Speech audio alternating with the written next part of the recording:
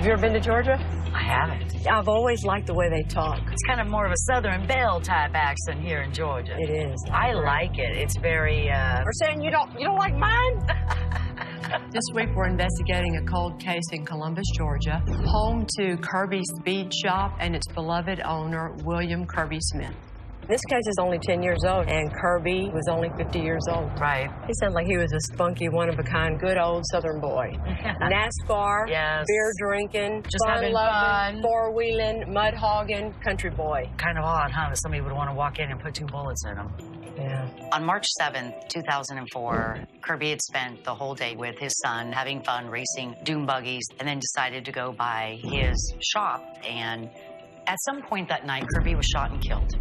We had to start with his estranged wife, any people she might have been involved with, anybody else that was mad at him over business dealings or anything like that. It's a case with a lot of witnesses, and you have to believe that with so many people still around who knew them, somebody knows more than they've ever said before, and that's the hope for solving the case. It has been 16 years and still no answer. Police consider her killing a cold case. Years later, the case is still unsolved. There are so many cold cases out there just waiting to be solved. The crime scene ultimately tells the story of the murder. We want to bring justice to these victims.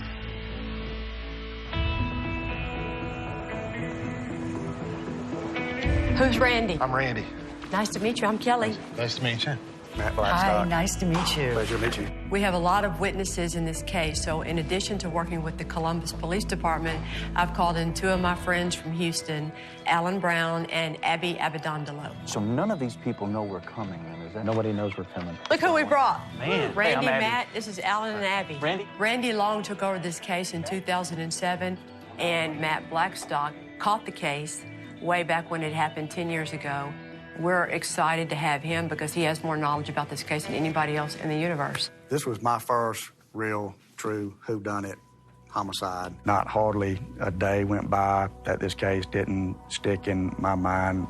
I had Kirby's picture up by my office door for the past 10 years. That's the driving force to never give up. Call came in about a shooting victim, and when we got there, it was a mechanic type place where they work on cars and stuff. And we got inside. He was laying on his back with a gunshot wound to the back of the head with an exit to the face. I remember 2 shell casings, which ended up being 9mm. Did he have money There on was, him? yes, there was up to $800 in cash on him. Which made you think what? Robbery was not the motive. No self-respecting robber would leave that kind of cash behind. Gosh, The first thing no. you do is turn his pockets inside Yeah, out. there's no way. During the entire course of the investigation, we could never find anything bad about what Kirby was involved in. Everybody liked the guy. There was over 1,000 people at his funeral. And I understand as a mechanic, he could fix anything. He liked to race cars, and I hear that he was gracious. We could not find any kind of shenanigans going on in the background except for the person he was married to. They were going through a difficult divorce. Talking about Becky. Becky. Okay. Tell me why you wouldn't do something like this. Why I wouldn't kill Why him? you wouldn't? I wouldn't do that to my children. Those children loved Kirby. Okay. Estranged wife, Estranged wife. which is separate and apart from nasty divorce. Custody issues and money issues and property issues and a prenup. The timing of this case is pretty suspicious because it happened the day before Kirby was supposed to meet with his lawyer to finalize his divorce. How about the real motive here? Life insurance. Life insurance. How much was he worth? Well, we know $250. All the interest was building on it as well. Let's put $250,000 plus. This is more like a Hollywood murder. In love with Heath? Oh, yes.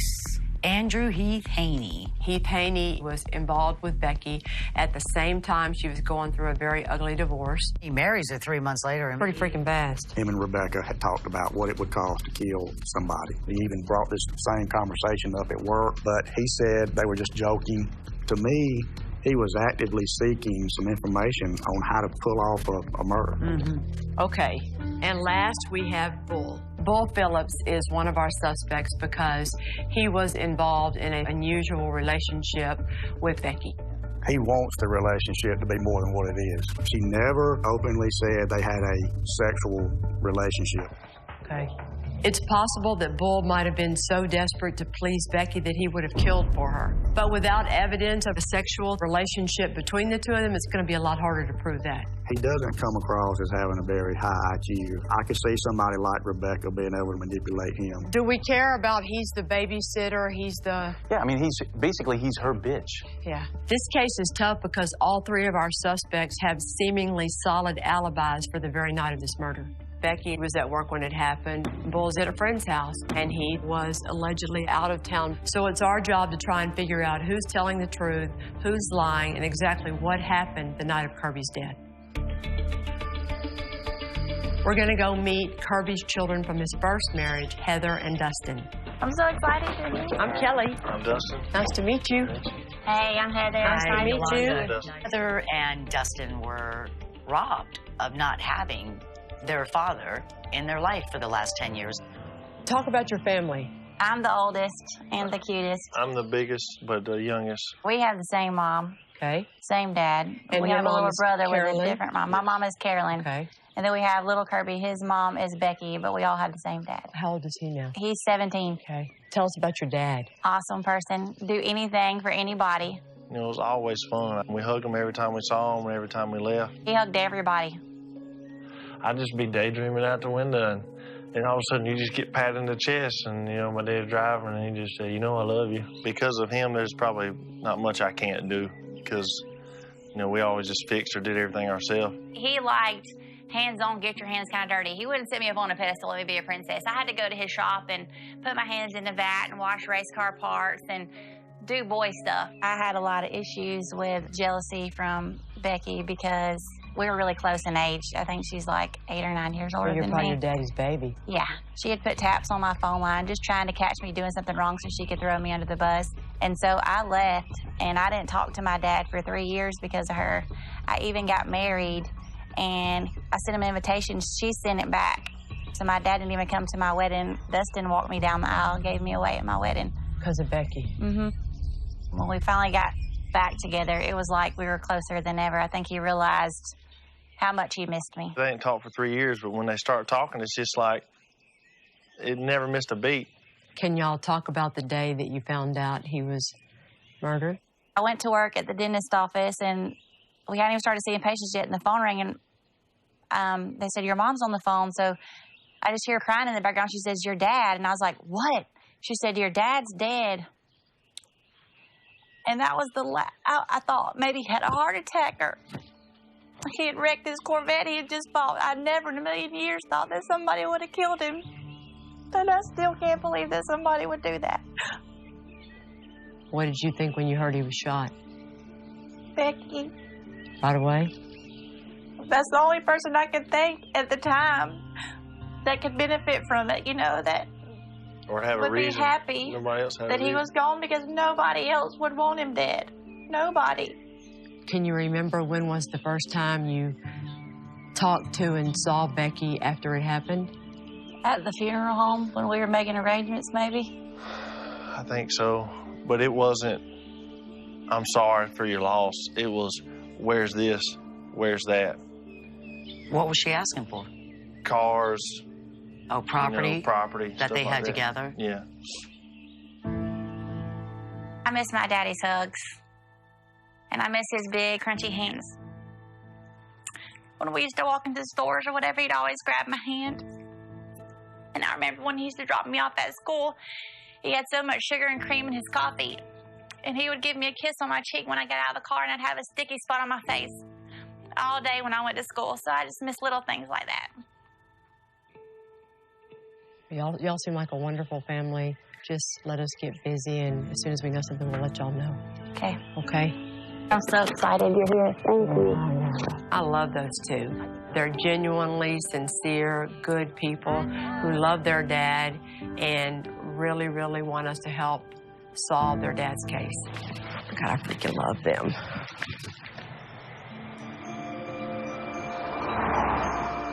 All right, guys, we are going to go to the crime scene so that we can see this firsthand, what that office looked like, where Kirby was obviously murdered in his shop.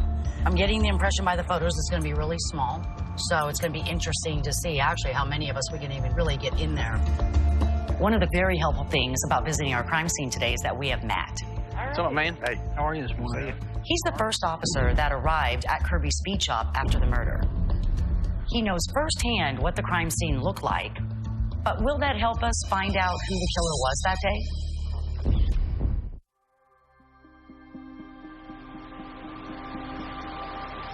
Kirby Smith was mysteriously murdered in his auto shop in 2004. Today we're looking at Kirby's speed shop for any new clues that might identify his killer. Back then, he had a desk going across the back wall. His computer was set up with a chair that he would have been sitting in at the time of the incident. We know from forensic analysis done on Kirby's computer that his online activity abruptly ended at 8:58 p.m. So we believe that Kirby must have been killed immediately after that. What really caught my eye was how clean the floor is. I don't think there was any kind of struggle in here. Right. There's no forced entry, right? You Right, guys didn't no see forced that? entry. The location of Kirby's body indicates that he was sitting down at his desk when he was first shot at point-blank range. And it's about 15 feet between the desk and the front door. Factor in no signs of struggle, it's obvious that Kirby must have felt comfortable enough with his killer to let them approach him. Okay, let Harvey sit in that chair looking at the wall as if he's on the computer. And then Yolanda, you walk us through being the shooter and what you think happened.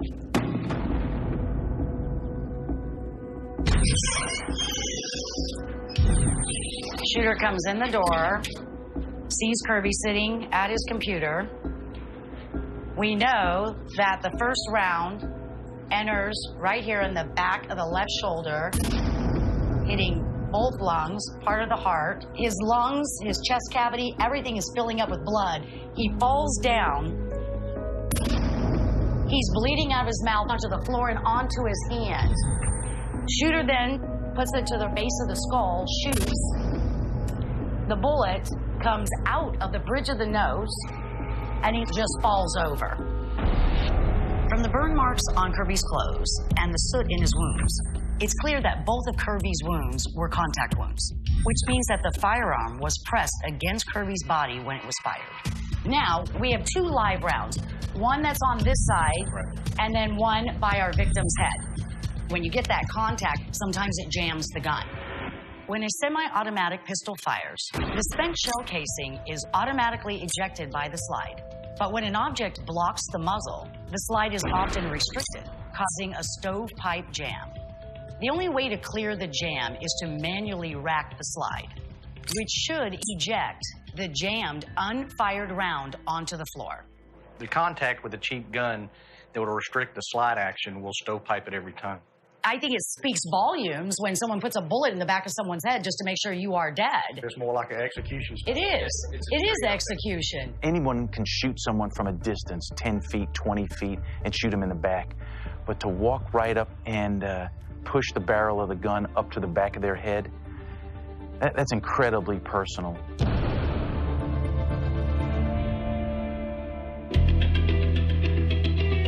We get to hear a bunch of Georgia accents today. Get to hear some Southern bells. This case is only 10 years old, so that means we have a lot of witnesses that are still alive and still around. I'll interpret for you. Oh, I understand them. It's you Texans. First up is Kirby's employee, Lee Shepard. He's the one who found Kirby's body that morning. When's the last time that you saw Kirby alive? Sunday, we had a family reunion up at Pine Mountain. And he actually told me that day, I think I made a deal with her. He said she wanted $20,000 in her dune buggy, and they would call it even. And then Monday morning is when I went to the shop and I found her.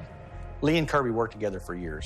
What we want to know is what Lee knows about Kirby and Becky's relationship and how hostile it was. So when you're working for him at the shop, you have any specific incidents? Oh, yeah.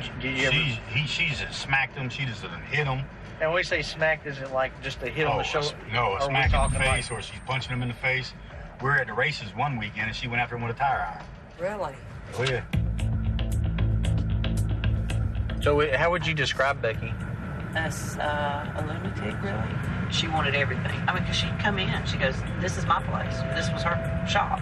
I know one thing, I wouldn't want to be in Becky's way if she got pissed off. One evening, she came running down the driveway and kicked in my front door on the trailer that I was living in. We tried to hide from her because I was scared. Did he ever mention to you if she had ever threatened him? Oh, yes.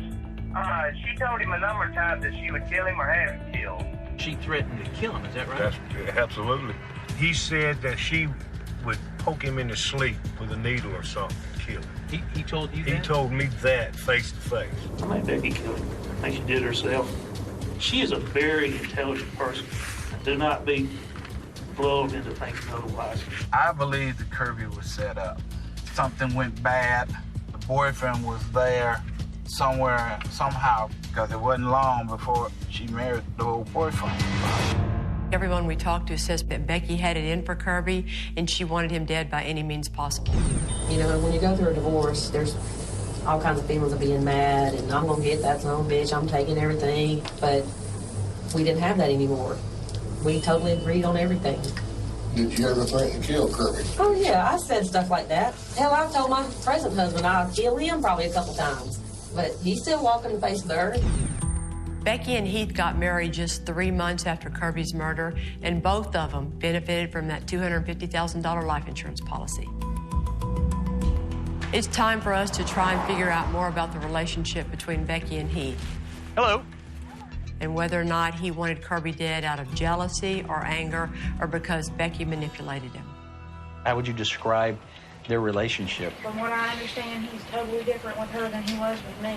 In what way? With me, he was very controlling, and it seems like with her, he's the one being controlled. The role kind of reversed. Really? They did things to just torture me. Like what? Like putting fake ads in Craigslist with my phone number attached to them. Really? They had somebody following me when I went out with my girlfriend, taking pictures of me. There's a book that they keep of all the things that they've done to me. Newspaper ads, custody papers. Becky and Heath turned Heath's ex's life into a living hell. And it sounds like when they did it, Becky was calling all the shots. But if you think of anything else, we would appreciate it if y'all give Harvey a call. I will say this. I just feel like she's holding something over his head and he wouldn't do what he's doing.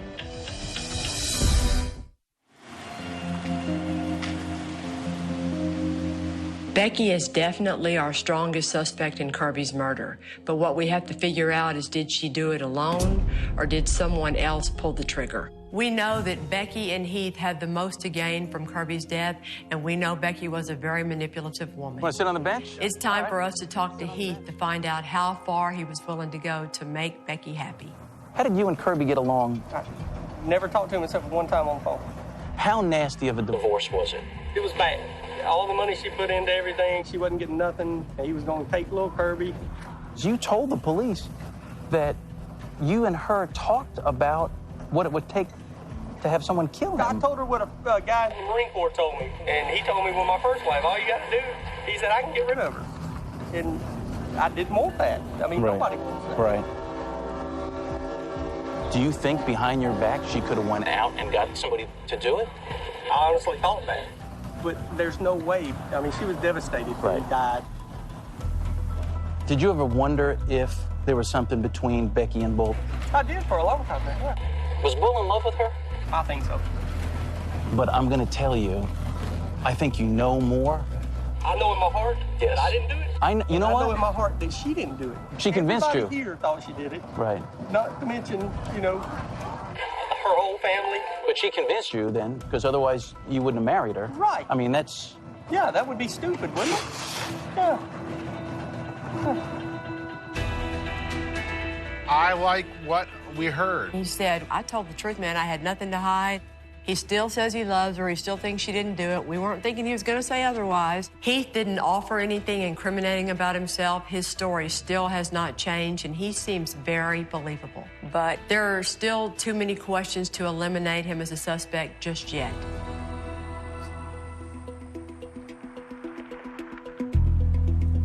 We're going to focus on Becky's actions the night of the murder. We know that she called Heath around the time of Kirby's murder. So we're going to look through her phone records to see if there are any other suspicious calls around that time. He's actually on the phone with Becky. I think they make that call like at 9:10 or 9:08. He's dead at 9 o'clock. But if you take all the records that they got, Becky and Bull typically talk anywhere from 5 to 15 times a day. Then all of a sudden, on the day of the murder, there's 29 total calls. It's 29, which is a lot. I think that's a lot. Especially when he just left her house and within 15 minutes of leaving her home, he is calling like 12 times. What is so urgent? Becky did call Heath right around 9 o'clock, which is the time of Kirby's murder, but it's all those calls from Bull that really stand out. He called her 29 times that day. Most suspiciously, he called her 8 times between 9 and 9:15, and then he called her 2 more times from a payphone at 9:30. He starts blowing up her phone after he's done it because he wants to tell her because he wants her to be impressed. Of course. She probably says, "You stupid bastard, alibi yourself." I think for Bull, it's the concentration of calls highlighted by making a phone call from a payphone. In his original statement, Bull claims that he was using the payphone because he was trying to get rid of some spare change. An excuse that I think anyone would agree is ridiculous. That phone call from the payphone is what nails it for me. It's clear we need to better understand Bull's relationship with Becky to find out if his rumored crush on her could have motivated him to murder in order to please her. You mentioned Bull. Well, I would think that y'all were having an affair. Just because he helped me out, like when Kirby and I separated, he would help me with the kids. He was just a friend. I mean, he'd do anything for either one of us, not just for me. What about Bull? Can you tell me much about him? Quiet. I know he did whatever she asked him to do. Like what? Like what would she ask him to do? To go pick up something, go to the grocery store, whatever he was like her, go for it. Were they ever together at all? It would seem like that he did so much for her. What's he getting out of it? Yeah. But, no, I don't know. Would you say she was a manipulative person? Oh, yes. She's told stories about her being in the bathtub and Bull sitting in the bathroom with her while she takes a bath. And, yeah, I mean... She told you that's that? But that's just a platonic relationship.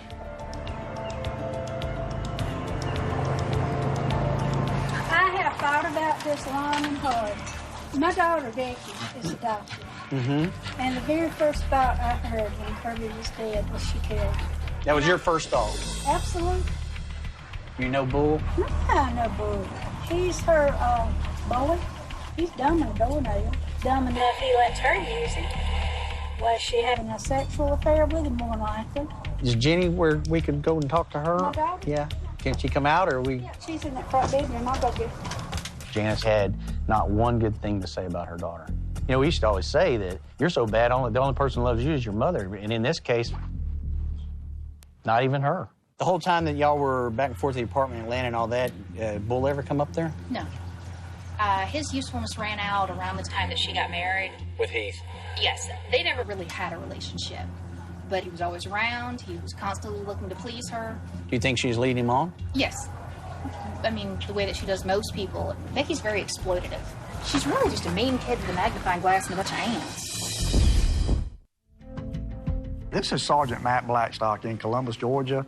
Yes, sir. Could you go back to the night that all this took place with Bull showing up? Bull's alibi for the night of Kirby's murder was that he left Becky's house around 8:45 p.m., went to the Taco Bell where he called Becky from that payphone, dropped by his friends Cynthia and Rusty Harmon's house around 9:30, and then went to work around 10:30. I remember it being very strange. Bull called me, and he said that he was down on the corner, and he wanted to know if he could come by for a few minutes. No problem. I said, we're fixing to order pizza. Do you want something?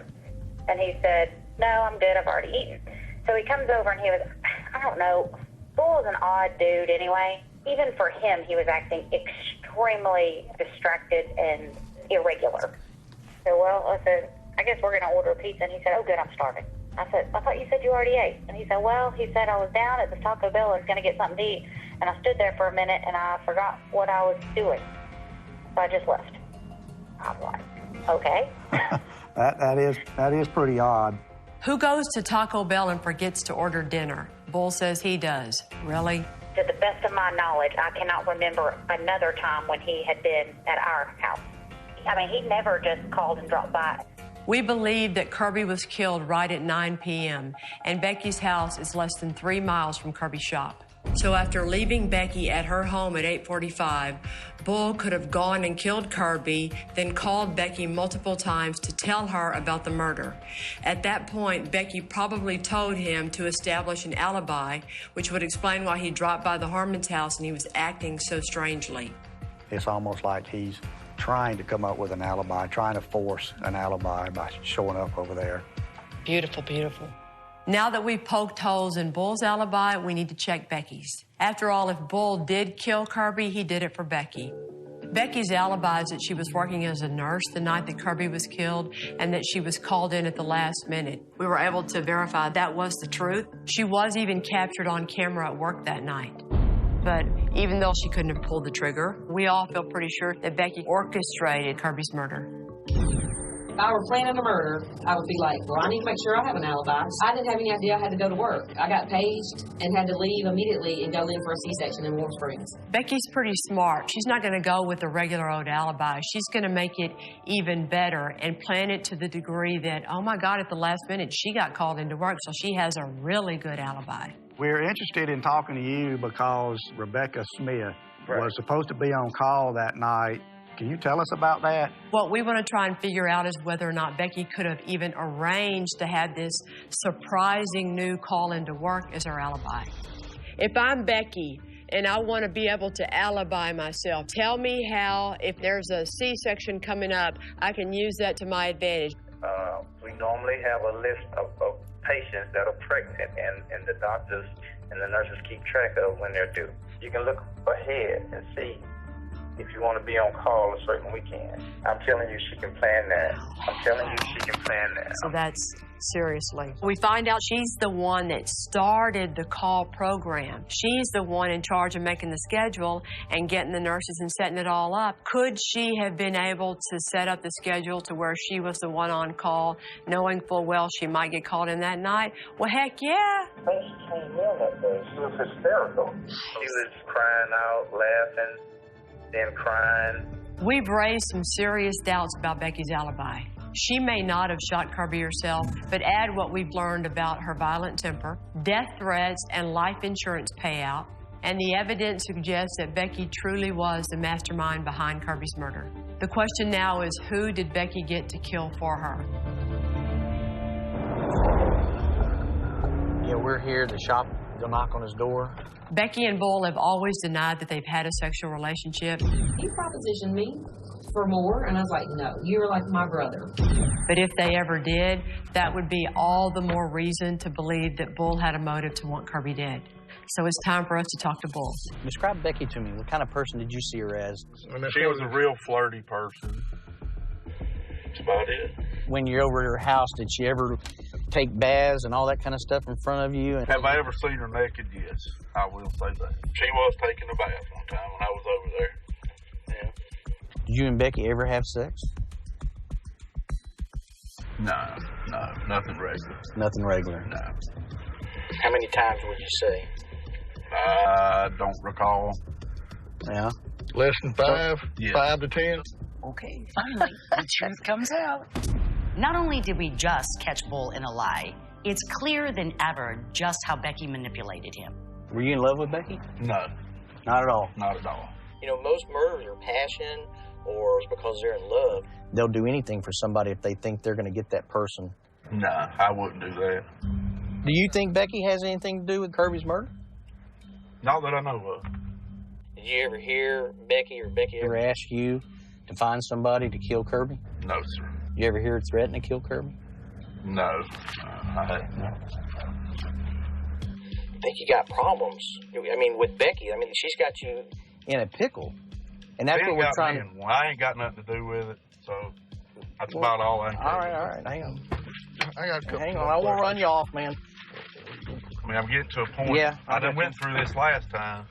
I didn't have nothing to do with it. I'll tell you that. I had nothing to do with the murder. Well, this is the thing, okay? It looks like you kind of do because on Sunday you call her 29 times, okay? So you call her all these times, and why do you use a payphone when... Because she would block my calls a lot of times, wouldn't answer my phone. Uh-huh. So I called from a different number. Oh, that's good. Today, Bull is saying he used a payphone because Becky used to screen her calls. That's not what he used to say. In your statement to the police, you said that you left around 8:45. Where do you go at that time? I went and got something to eat, and then I went over to my buddy Rusty's house. Was that common? I would go over there from time to time. Yeah. But we talked to Cindy, and she said that you'd never been over there at night. And, of course, you see where I'm going with that. You're not a dummy. Is that, 45 minutes after somebody's killed, you're over somebody's house. And they say, well, that's the first time he's ever been over at night. All right, I'm going to have to end it here because I see where you're going with it. Well, I'm just asking a question. Well, you keep asking the same thing over and over and over. Well, that wasn't. And that's all I can tell you. Boy, that was quick, though. You start talking about his little alibi, and boom. Harvey and Allen's interview of Bull was great. If you're trying to picture whether or not someone like Bull could be a shooter, ask yourself this question. Do you think that me, Kelly, could find some man who's a little socially awkward and I couldn't convince him to kill somebody for me? Same thing. I'm pretty sure I could. And you know Becky could. She's smarter than I am. After talking to Bull and being able to verify Heath's alibi the night Kirby was killed, it's clear to us we have found the man who shot Kirby. Now we need to prepare the case for presentation to the DA. You got your circumstantial evidence, huge piece of evidence. Bull, for the very first time, admitted to having sex with Becky. And it was just casual sex, which goes right back to us thinking, she's just giving it to him a little bit here and there. He's now changed his bizarre excuse for why he used a payphone that night to call Becky. Never said anything about I had extra change in my pocket. And when they pushed him for why he unexpectedly showed up at the Harmon's house for the very first time ever that night, he just hopped right out of the car. Every time Alan went to press him and turn the fire up on the stove a little bit, he reached for the damn door handle. Did he really? Wait a minute. We now have enough circumstantial evidence against Becky for being the mastermind of this murder and Bull for being the trigger man. Oh, hi. Hi. I'm Kelly. I'm Julia Slater. Nice to meet you. Nice to meet you. Al Whitaker. Nice to meet you. Thank you for coming. We have found numerous witnesses who can talk about the fact that Becky was vengeful and even violent. She kicked in my front door. We tried to hide from her because I was scared. She's even talked about killing Kirby in the past. She told him a number of times that she would kill him or have him killed. We've learned that Becky could have very easily adjusted her work schedule to manufacture an alibi that night. I'm telling you, she can plan that. Wow. And on the day of the murder, there was an excessive amount of phone calls between Becky and Bull. There's 29 total calls. Especially at 9 p.m., the time when we all think Kirby was killed. He wants to tell her because he wants her to be impressed. Yes, of course. And last of all, you have motive. For Becky, that life insurance policy was worth a heck of a lot more than she was ever going to get if she divorced him. A divorce that was only days away from being final. And for Bull, it was only all about making Becky happy. This case is great. Let's just hope the DA agrees. So, Miss Julie, what did you think? I feel like that, with circumstantial cases, if I know that this is the right person, and I know there's enough evidence that a jury could convict him, sometimes you just have to go to trial and see if they will convict him. And I think you've got everything we need. All right. Ready to go. That's awesome. That's good to hear. We'd like to go get some warrants today. All right, go for it. That is awesome. They might be slow talking in Georgia, but they ain't slow moving.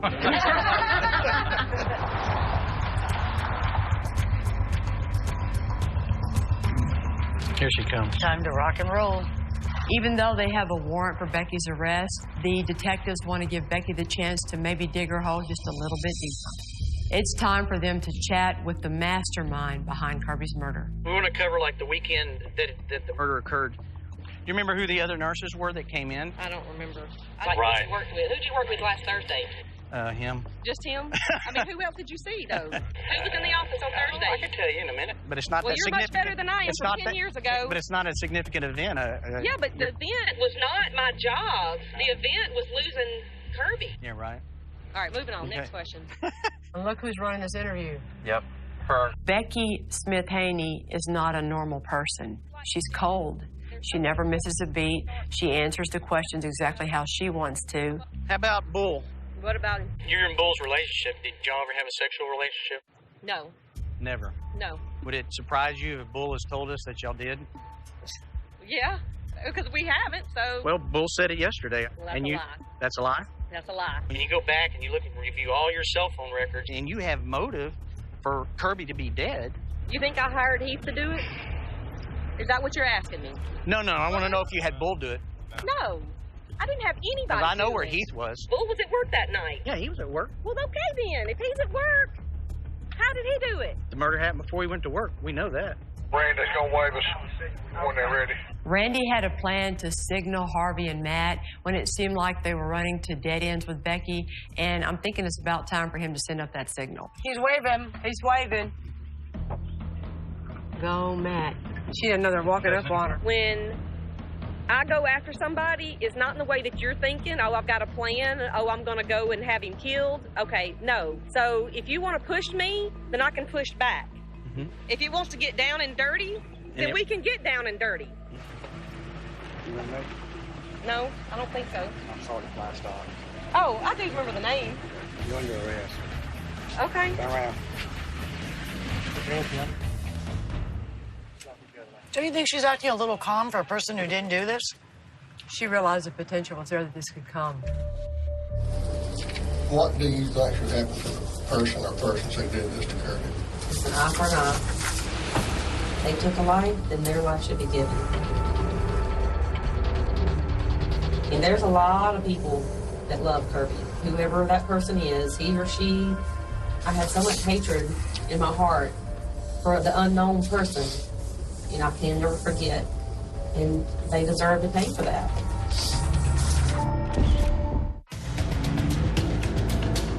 While Becky was being arrested, the guys had uniformed patrol officers sent out to get eyes on Bull. You know what they should say when they're hooking him? We talked to her today, and she said you might very well have done this, just to see his reaction. Maybe he'll start rolling on her. We're hoping that they're going to get lucky because you never know how Bull might react. Is he going to run? Is he going to fight? What's he going to do? Right there. Then put your hands behind your back. Right hand. Right hand. 81 clear. 14 clear. Double cuffed him. 10 years ago, when this case came out, I was just a buck private, rookie detective. You know, after so much time, knowing that this is no longer a cold case, I can take that picture down beside my office. It's a great feeling. They're getting it over here, too. I will sleep good tonight. Since they moved so fast here in Columbus, Georgia, in a matter of hours, we were able to witness the double arrest of Becky and Bull. Good to see you. Good to see you. How are you, girlie? Good. How are you? A lot of people knew Kirby. A lot of people know Dustin, and they know Heather. The minute this gets out, their phones are going to be blowing up. I don't think that it's fair that they find out that way. So you want to know what we were doing at 4 o'clock today? Mm-hmm. We were all sitting in a parking lot watching Randy and Matt and Harvey put handcuffs on the wrist of Becky and arrest her for the murder of your daddy. And she is now charged with murder. Are you serious? Yeah. Mm-hmm. She's sitting in jail, baby. About an hour after that, Randy and Matt and Harvey were putting handcuffs on the wrist of Bull and arresting him for the murder of your daddy. And right now, they're both sitting in the custody of the Columbus, Georgia PD jail. This is good news. It's a beautiful case against both of them. And if you sit down and think of all of it with your common sense, she masterminded it, and Bull pulled the trigger. I told you. I said that when you have a reaction like that at the funeral, that she may not have pulled the trigger, but she knows who did, or she had something to do with it. All those little things are pieces of the story that go to show she's guilty. I'm just upset for little Kirby. Because now he doesn't have a mom or a dad. He's got you. It's not fair, and so I'm happy that somebody is going to pay for taking him away from us. It's too soon, man. It hadn't even soaked in yet. I think I'll feel more peace when it's final and the judge drops the gavel. You should sit down with Randy and with Matt, okay, because they're going to be taking this from here on out. There's nobody better. Your DA is fantastic. Your cops adore you and are wonderful. That's what Randy's been telling me all along. I want to do this for you. I'm very glad you decided to come. Well, thank you. It's been 10 long years. I know. It's a horrible story because your dad was a great guy. If he was here, he'd give you a big old hug for helping us. I bet he would. Well, give us a hug, and we'll let you start making all your phone calls. Kirby's kids are just like Kirby must have been. There's no pretense. They are what they are. And for them to just want to hug us because that's what their dad always did, I can't think of a better way to end a case and a better way of saying thank you.